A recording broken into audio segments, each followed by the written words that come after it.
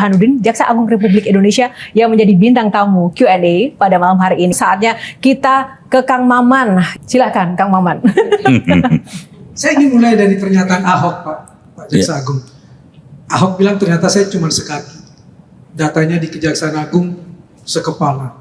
Kalau kita pakai rate 1 sampai 10, di angka berapa baru Kejaksaan Agung berani melakukan tindakan? Bukti-bukti sudah kita temukan, karena kita yang punya bukti awal begitu, dan ya sekarang kita sekitar 60% lebih kita sudah berani untuk mengambil tindakan. Ya.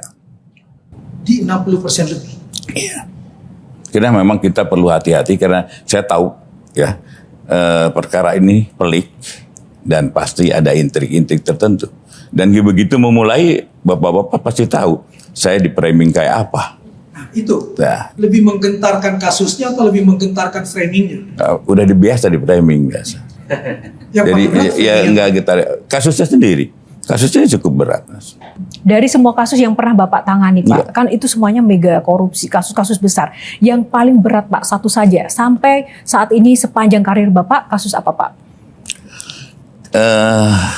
Pengungkapannya ya. Paling sulit adalah Jiwasraya dan Asabri.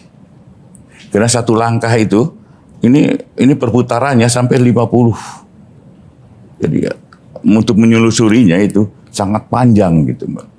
Teman-teman aja kalau ya, jaksa itu sampai pagi, sampai tiap hari sampai pagi.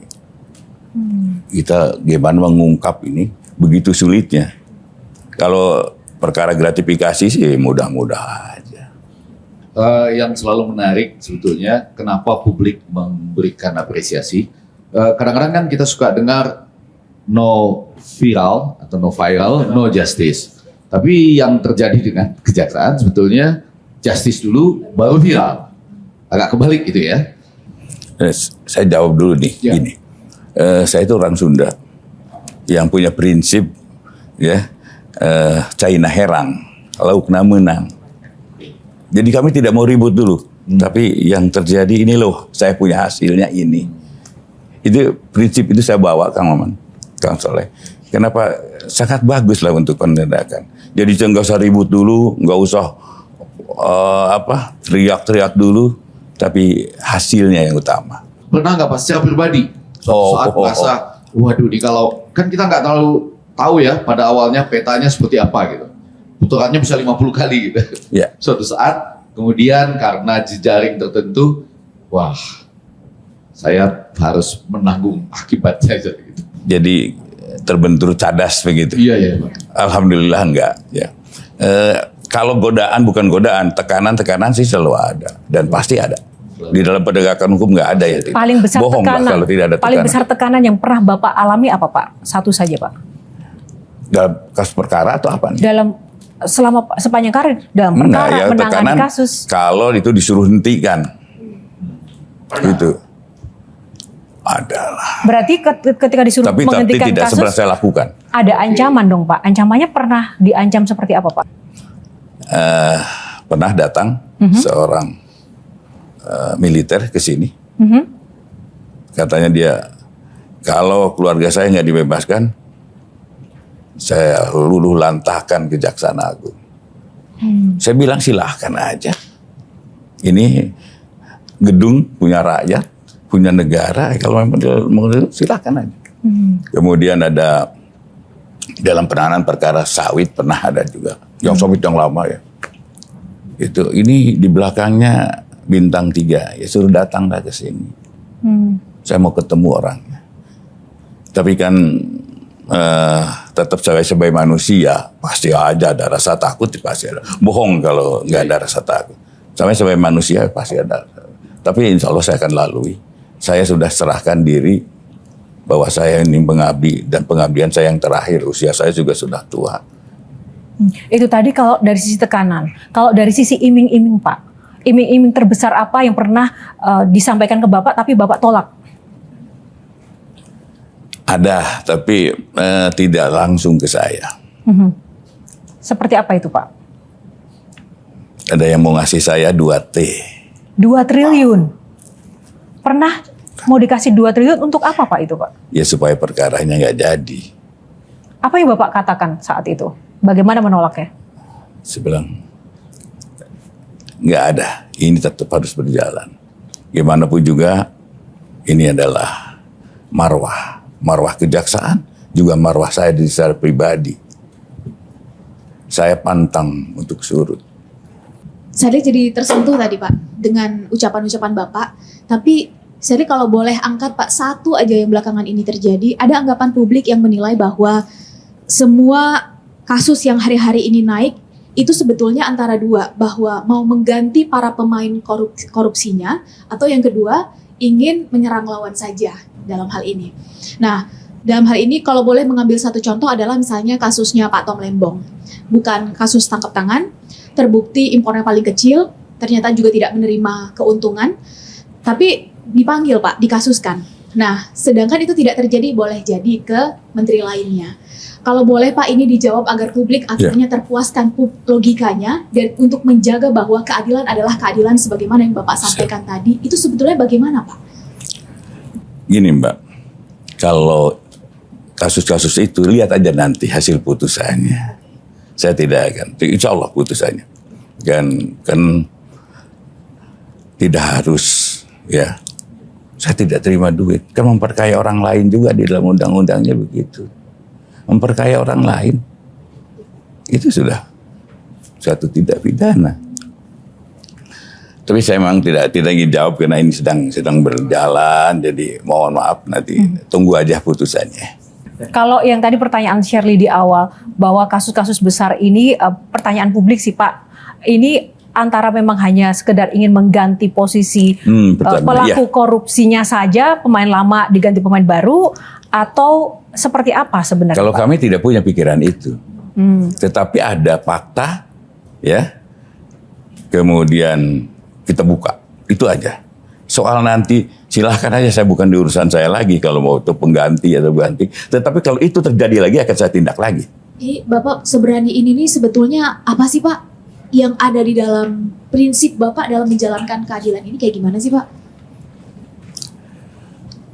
Gimana pun juga gini Mbak, saya ini selalu tertantang, ya. Bahkan saya kalau ditekan semakin membeku. Artinya kalau saya sudah melangkah, apapun harus saya jalani. Dengan resiko apapun. Jadi begini, begitu saya dilantik, saya kumpulkan saudara-saudara. Termasuk TB Hasanuddin, saya kumpulkan. Kalau kalian melakukan perbuatan, ya, pidana, apapun, apalagi korupsi, saya tidak akan peduli siapa kalian, sekalian saudara-saudaraku juga. Saya mau mengutip tulisan Bapak di Instagram, Pak. Jaksa yang hebat tidak lahir dari kemudahan, kesenangan, dan kenyamanan, tetapi dibentuk dari kesulitan, tantangan, dan air mata. Puitis sekali ini, Kang Maman juga kalah nih. Nah, pertanyaan saya, kapan Bapak berlinang air mata karena pekerjaan Bapak sebagai jaksa, Pak? Terakhir Bapak berlinang air mata karena pekerjaan itu kapan, Pak? Boleh cerita nggak, Pak? Ya, kalau gagal, saya menuntut itu saya berlinang air mata. Terakhir ya, kasusnya Asabri. Keluarga di rumah gimana Pak melihat Bapak nangis, banyak tekanan di luar? Ya nangisnya nggak dilihatin teman-teman.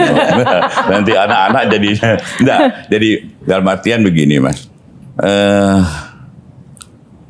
anak-anak yang saya khawatirkan adalah dengan adanya kalau anak-anak itu terus kesannya gini dengan framing ini, yang selalu saya khawatirkan adalah anak-anak percaya enggak sih? Itu yang saya khawatirkan. Saya dengan tekanan apapun saya nggak ada masalah. Dan ancaman yang pernah saya terima paling sadis adalah ketika saya tugas di Aceh. Begitu saya turun dari pesawat, ya itu ada dulu bukan WA SMS masuk. Selamat datang saudara Sanitiar Burhanuddin di Kota Raja. Dan saya minta 1 kali 24 jam. Dua kali 24 jam saudara untuk meninggalkan Kota Raja. Itu ancaman dari GAM dulu. Dan saya, apa yang saya katakan pada pimpinan saya, sama. Saya pantang untuk surut. Seminggu sebelum Lebaran, sebelum puasa, saya ke Pambusuang, Sulawesi Barat. Di sana semua orang mengagumi tokohnya, Baharudin Lopa namanya. Siap. hari ini Burhanuddin. Apakah Kejaksaan Agung harus dipimpin oleh orang dengan nama B? Dalam artian benar banget, berani banget. Plus ada arti di belakangnya, din itu. Baharudin Lopa, cahaya agama. Burhanuddin, sinaran agama. Berani tapi berbasis agama seperti yang disebutkan waktu di Deddy Corbuzier. Backup saya Allah. Berarti udah gak punya rasa takut sama sekali. Iya. Kang Man, saya tuh lahir di kota kecil yang agamis. Mungkin kalau saya tuh lahir di Talaga, Kabupaten Majalengka. Majalengka ke rumah saya itu ke Talaga itu 28 kilo. Saya hidup di lingkungan yang agamis dan selalu sesuatu orang tua selalu yang baik lakukan, yang tidak kau lepaskan. Dan selalu itu. Dan apa yang menjadi pilihan saya ingin, apa yang saya baik, yang anggap saya baik. Saya tidak menganggap orang lain saya itu, oh benar saya itu jadi tokoh, enggak juga Mas. Saya hanya ingin menjadi orang baik dan berguna bagi orang lain. Baik, tepuk tangan untuk Pak Burhanuddin. Tahan dulu teman-teman panelis, kita masih akan lanjutkan, namun kita harus jeda dulu sesaat lagi. Q&A masih akan kembali. Tetaplah bersama kami karena setiap pertanyaan selalu ada jawaban. Ada juga kan jaksa-jaksa yang terkena kasus. Dan kalau Iya, halo teman-teman, kembali bersama saya di channel ini. Salam inspirasi, salam NKRI, harga mati. Ya, bersama saya di channel Indonesia 2045 yang membahas seputar politik, pendidikan, dan juga budaya.